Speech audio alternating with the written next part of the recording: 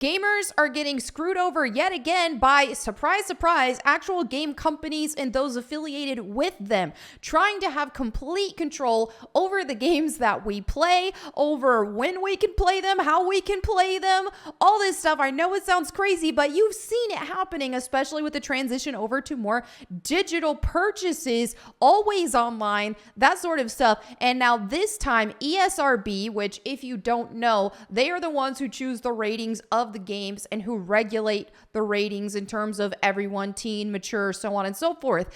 They are proposing a facial recognition scan before you are even able to play said games to ensure that you are age appropriate. Yes, it's getting to that level. Let's go ahead and just dive into the video. So here we have ESRB proposes using facial recognition to verify your age.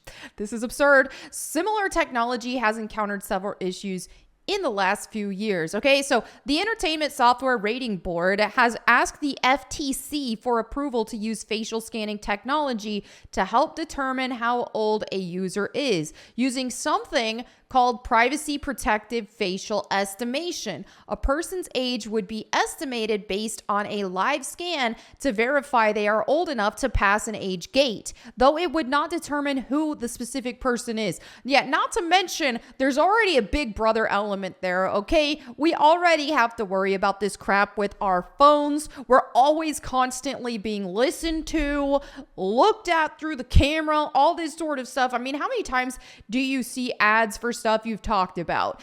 There's no telling what else behind the scenes we don't know what's going on. I don't care if you tell me to put on my tinfoil hat. It is what it is. This is where we're at. So there's already that element of it, but also it's nobody's business when it comes to this sort of thing. This is the parents' job to regulate what their kids are watching, what they're playing, and so on and so forth. Not the FTC, not ESRB, not the government. It is the parents' job. You know, when I was a kid and playing video games, my parents regulated what me and my brothers played based off of their own discretion, not what people told them. So were we allowed to play M-rated games when we were like 5? If it was Mortal Kombat, Primal Rage, yes, we were. But could we play something, you know, that was more along the lines of, say, Leisure Suit Larry? No, there's no way. And that was my parents' decision, and I think they were very based in that. So let's go ahead and just move forward with this article. According to an ESRB letter submitted to the FTC via Game Industry Biz, the ESRB will partner with Yoti, a digital identity firm, and Super Awesome and Epic Games subsidiary. This is already just sounding like, dude, we need RoboCop right now. We need something, because this is getting, don't like it. I just don't like it. Don't like it at all. I'm about, you know, gaming already as it is. Current modern games, especially from the West, have already really messed up what video games in general. And I've made so many videos talking about this, how they babied the games down because they want to reach everyone. And by reaching everyone, we're getting just the most watered down content, easy, not a challenge. We're not getting that effort to reward healthy ratio there like we had with more retro games. So as a result, I do play more retro games than modern games, unless I'm playing stuff from Japan, which they are keeping gaming alive for me. If it wasn't for Japan, I would seldom play a new game. I would only be playing my retro stuff. So anyway, let's continue. So one major concern this may have is storing photos, particularly those of minors. Also that, let's not even forget about we just watch The Sound of Freedom, all this kind of stuff. We know this stuff is running rampant, and especially if you have dived into some conspiracies, we see there is just corruption all across the board. Okay, there's going to be corruption within the government, within Hollywood, within, you know, the gaming industry. And so for people to have access to photos of children, that's shady. Don't like it. But according to the filing, images are immediately permanently deleted and not used by Yoti for training purposes. That's ideal. But even if that were the case, okay, even if we take out that conspiracy element, okay, there is still major issues with this. It is not anybody's job to regulate and decide who can play what video game in their own household if they purchased that game especially and didn't steal it. Oh my gosh, this is just getting stupid. Okay, the ESRB confirmed this with GameSpot as well. Oh, additionally, the scans are meant to be done by the parents or guardians rather than the minor who was presented with the age gate. Then why? So retarded. Okay, we don't want the kids to scan their face. We want the parents to. Well, you think the parents have eyes and can read the ESRB rating already? Then why is there this extra step? What kind of retard is gonna go, dirt, rated T, let me scan my 4-year-old's face to make sure they can play this. I just don't even know what to say to this. This makes no sense at all. That's why there's something fishy with this, because this makes no sense. It doesn't add up. There's something fishy with this. Give me my tinfoil hat. All right. Attempting to sign up for a service using this tool will result a message asking for the parent or guardian to consent. Now, I get extra steps of verification when you're making purchases, so that your kid isn't racking up your credit card with these purchases. But even so, not facial recognition.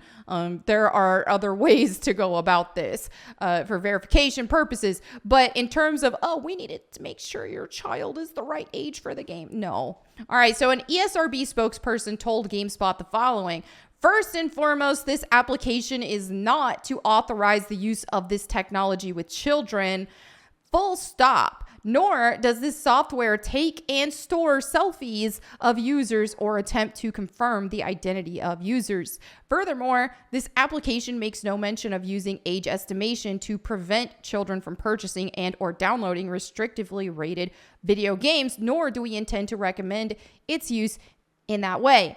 Facial age tech uses computer vision and machine learning technology to estimate one's age by looking at the patterns in the images of their face. The ESRB told FTC in its letter, once the picture is taken, it's converted into numbers and compares those numbers to patterns. It's training data set that are associated with known ages. Okay, now if I'm really going to put on my tinfoil hat again, this sounds like it's teaching an AI program something. Maybe.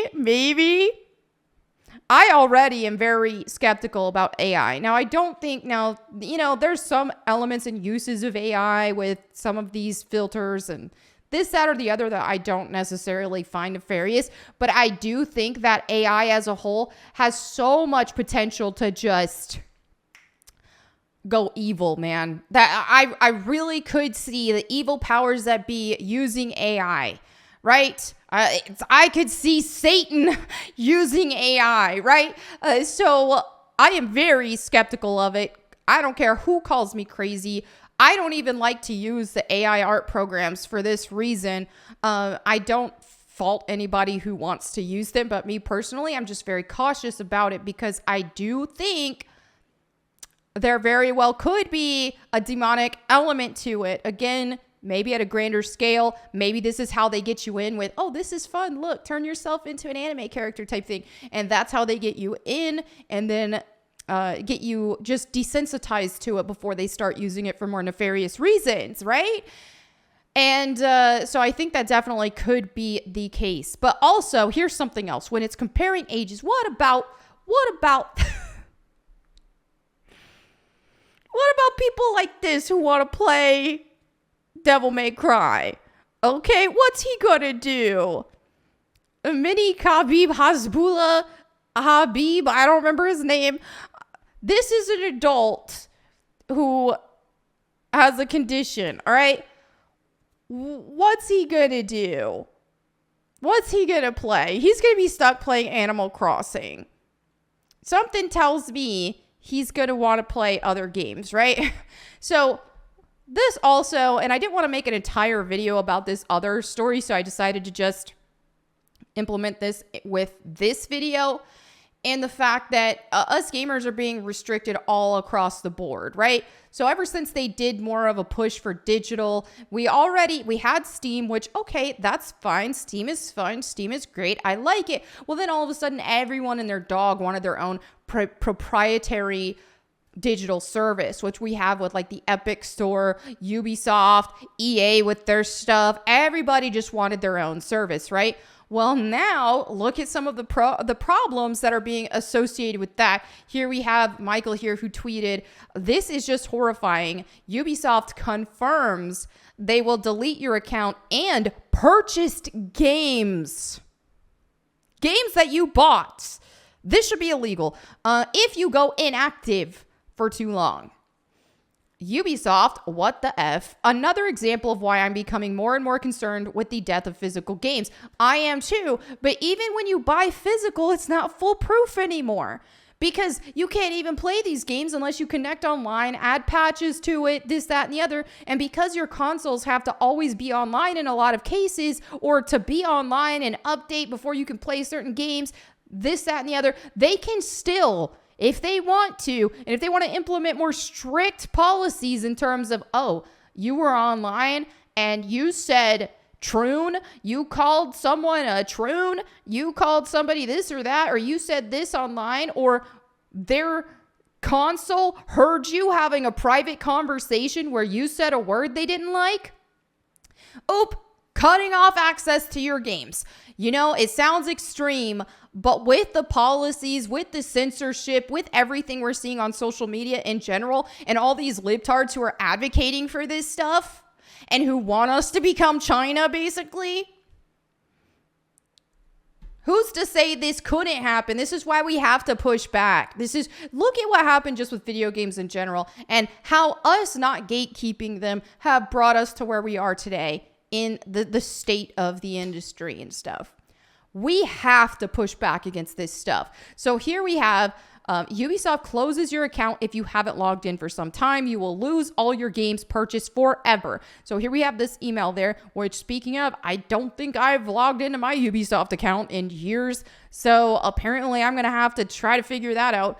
So here we have a reply directly from the Ubisoft support account, okay? From the horse's mouth that says, "Hey there, we just wanted to chime in that you can avoid the account closure by logging into your account within the 30 days since receiving the email pictured and selecting the cancel account closure link contained in the email. We certainly do not want you to lose access to your games or account. So if you have any difficulties logging in, then please create a support case with us at ubisoft.com/help. Don't like it. Don't like this at all. We really are one step closer to that. Wrong think, wrong speech, wrong doing in your own household, so you can't play your games that you purchase. And they can implement these policies in their terms of agreements that we do not ever read in the first place when we're accepting them because we just want to dive into our games, right? Don't like that at all. This is very suspicious, and this is just where we're at with things. So anyway, there you have it for today's video. Let me know what you think in the comments below. And also, don't forget to read your Bible. I'll catch you next time. And in the meantime, go boom.